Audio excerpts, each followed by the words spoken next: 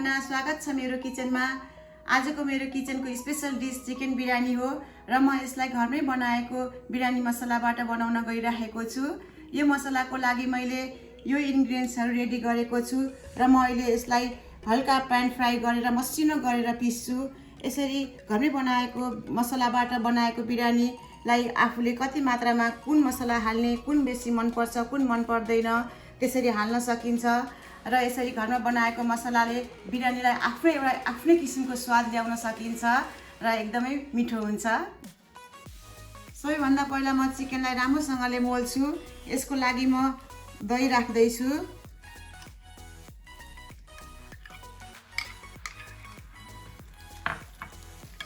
अब मैले नुन, बेसार, खोर्सानी र यो कश्मिरी पाउडर राख्दैछु।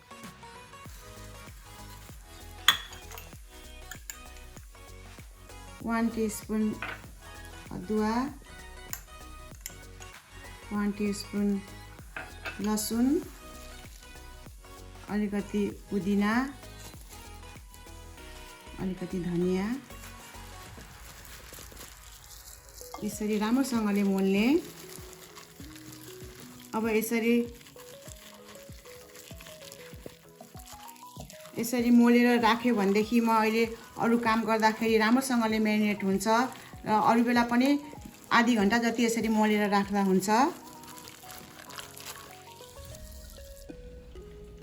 अघि मैले यसमा नुन चाहिँ 1.5 टीस्पून, बेसार, कश्मिरी चिल्ली पाउडर चाहिँ मैले 1 टीस्पून राखेको थिएँ। चिकन यसरी लपक्क हुनुपर्छ। म यसलाई अब फ्रिजमा छोपेर राखिदिन्छु र अरू काम गरुन्जेल यो राम्रोसँगले मेरिनेट हुन्छ। ल अब बिरयानी मसला बनाउनुतिर लागौँ।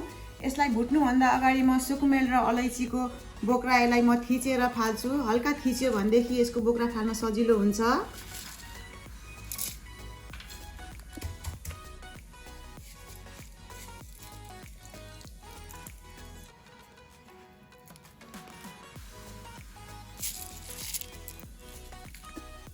भाँडा तातिएपछि अब म सबै मसलाहरूलाई राख्दै भुट्छु।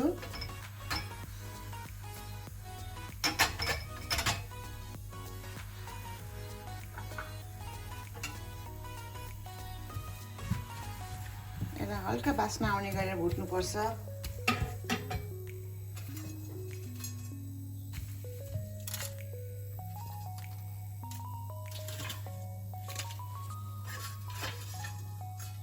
मैले जायफललाई पनि मैले यसरी फुटाएर राखेको छु, अहिले पिस्न सजिलो हुन्छ भनेर।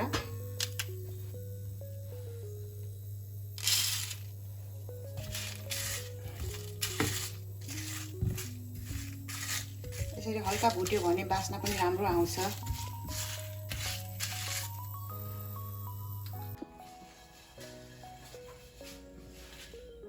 यसलाई एकैछिन भुट्नुपर्छ। यसो बास्ना आउन थालेपछि यो भुटेको हुन्छ। अब म यसलाई एकैचोटि मसिनो पारेर पिस्छु।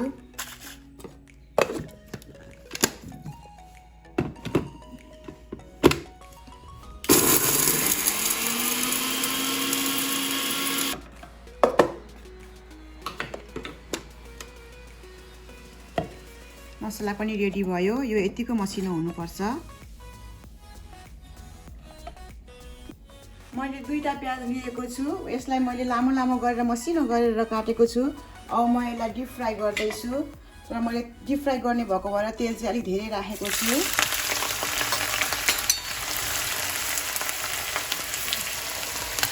अब यसलाई मिडियम हिटमा फ्राई गर्ने। मैले यसलाई मिडियम हिटमा भुटेर फ्राई गरेर यतिको रातो बनाएँ। अब यसलाई म हिट अफ गरेर झिक्दैछु।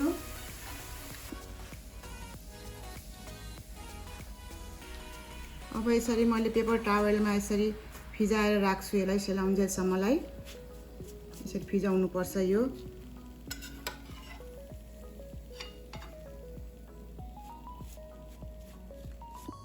बिरयानी चिकनको लागि मैले अब सिङ्गो मसलाहरू फुराउँदैछु। सुकुमेल, तेजपात, दालचिनी र मरिच।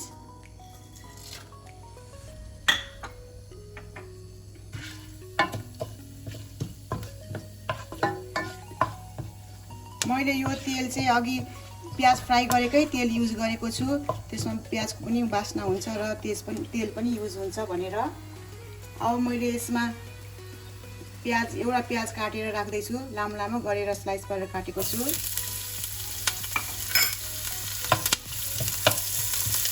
अब यसलाई एकैछिन रातो हुने गरी फ्राई गर्ने।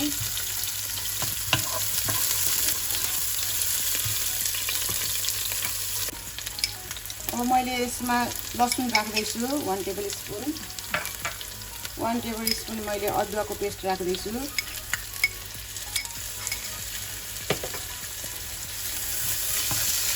अब यसलाई राम्रोसँगले एकछिन भुट्छु मैले।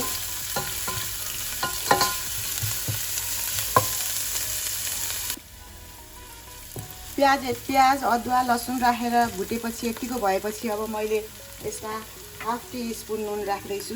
अघि चिकनमा पनि मरेको छ, धेरै राख्नु पर्दैन, यो प्याज राखेको भएर मैले यसको लागि राख्दैछु।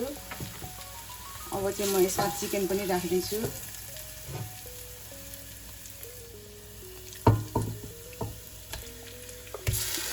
चिकन चाहिँ आफ्नै हिसाबले जस्तो लिए पनि हुन्छ, यस्तो लेगहरू लिएर बनाउँदा पनि हुन्छ, होल चिकनलाई ल्याएर काटेर बनाउँदाखेरि पनि हुन्छ, आफ्नो खुसी हो।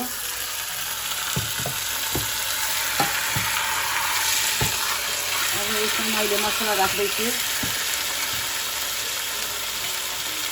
अघि पिसेर राखेको मसलाबाट मैले 4 टेबलस्पुन राखेको छु यसमा। त्यति मसलाले 3 चोटिसम्म बिरयानी बनाउन मिल्छ 1 किलो चिकनमा। अब म यसलाई राख्दैछु।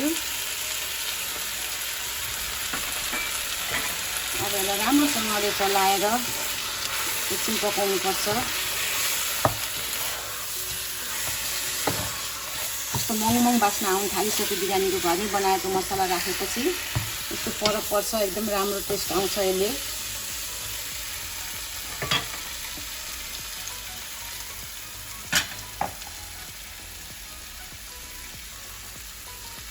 मैले चाहिँ अघिको मसला पनि घोलेर मैले यसमा राख्दैछु। अब म यसलाई छोपेर एकैछिन पकाउँदैछु।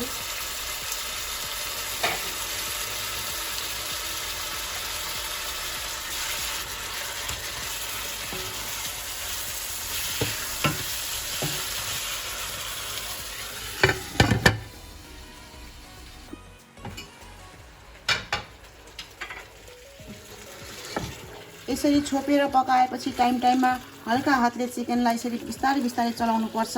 चिकनको पिस सानो सानो छ भने झनै बिस्तारै चलाउनुपर्छ, नभए फुल्ने डर हुन्छ। यो अझै राम्रोसँगले एकछिन भुटेको छैन, मसलाहरू अझै एकछिन भुटिन बाँकी छ, फेरि म यसलाई एकछिन छोपेर पकाउँदैछु।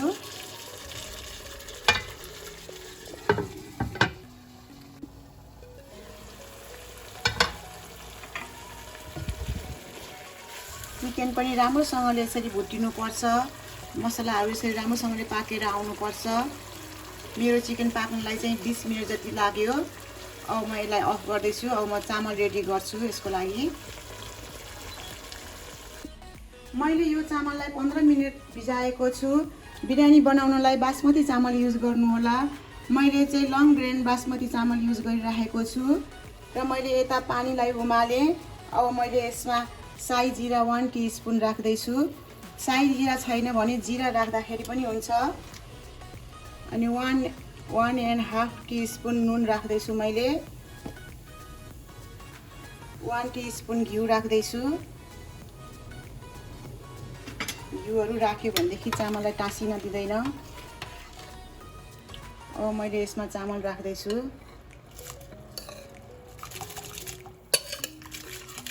यो उम्लिएको पानी छ, त्यही भएर बिस्तारै चामल राख्नुपर्छ। अनि अब यसलाई 2-3 मिनटसम्म हाफ कुक हुन्जेलसम्म पकाउनुपर्छ।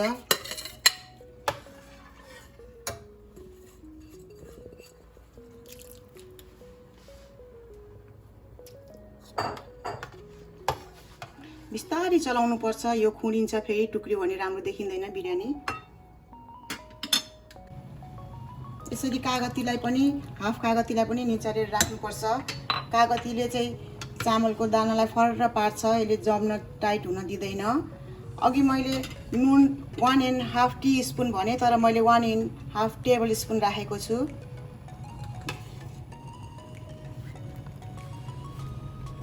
चामल पनि अब भयो, यसरी हाफ कुक भयो। अब म यसलाई पानी तारिदिन्छु।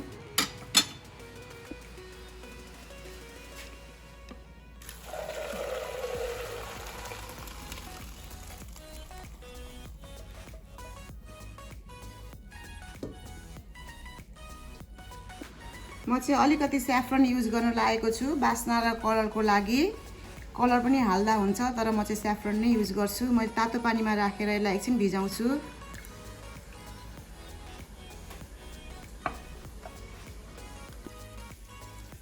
अब मैले अघि पाकेको चिकनमा अब मैले चामललाई लेयर लेयर गरेर राख्दैछु।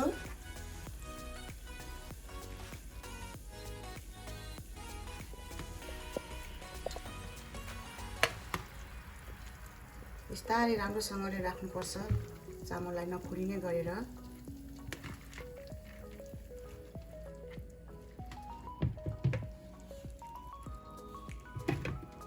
पहिला यसरी राख्नुपर्छ अनि बिस्तारै यसलाई हल्का हातले यसरी फिराइदिनुपर्छ।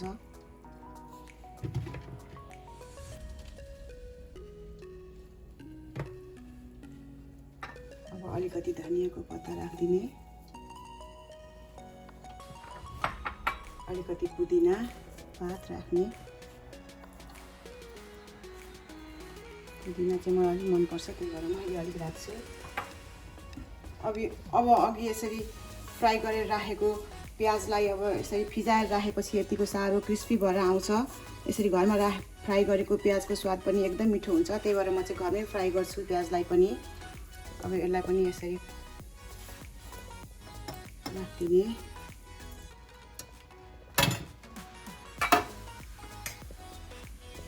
अब यसमा स्याफ्रनलाई ठाउँ ठाउँमा यस्तो गरेर राखिदिने।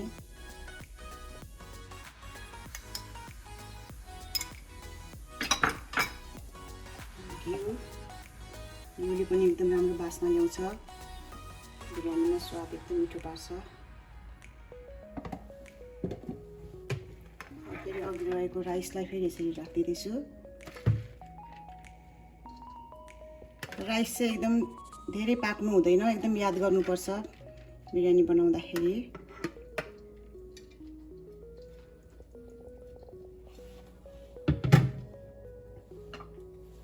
फेरि हल्का धनिया, हल्का पुदिना, प्याज,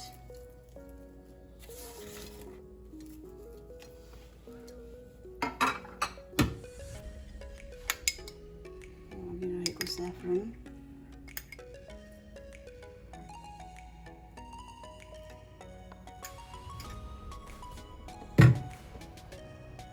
माथिबाट हल्का घिउ राखिदिनुहोस्।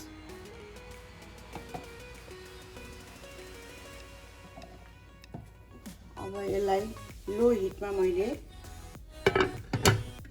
10 देखि 15 मिनट जति मैले पकाउँछु।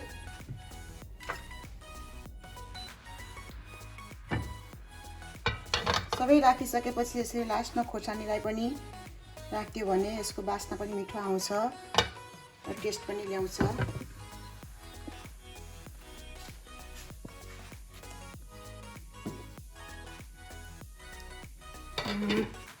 तातो बिरयानी पनि पाकेर रेडी भयो।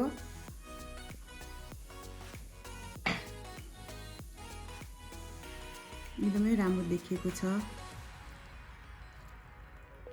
दाना दाना परेको राइसहरू एकदम ठिक्कको पाकेको छ। म यसलाई प्लेटमा राख्दैछु।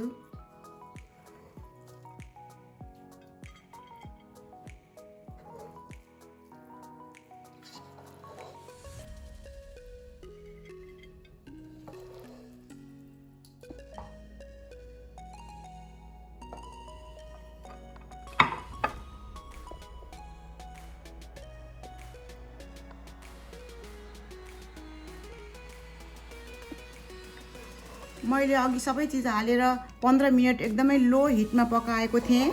अनि अब यसलाई सबै एकदमै राम्रोसँगले तलसम्म पनि मेरो टाँसिएको छैन, डढेको छैन, एकदमै राम्रो भएर आएको छ। सलसलाउँदो यसरी फरर परेको भएको छ। एकदम यो खाँदा पनि मिठो, बास्ना पनि एकदमै राम्रो आइरहेको छ। कलरहरू पनि एकदम राम्रोसँगले मिक्स भएको छ। बिरयानी पनि तयार भयो। मैले यसलाई खानलाई रायता रेडी गरेको छु र म अलिकति चाखेर भन्छु कस्तो भएछ भनेर।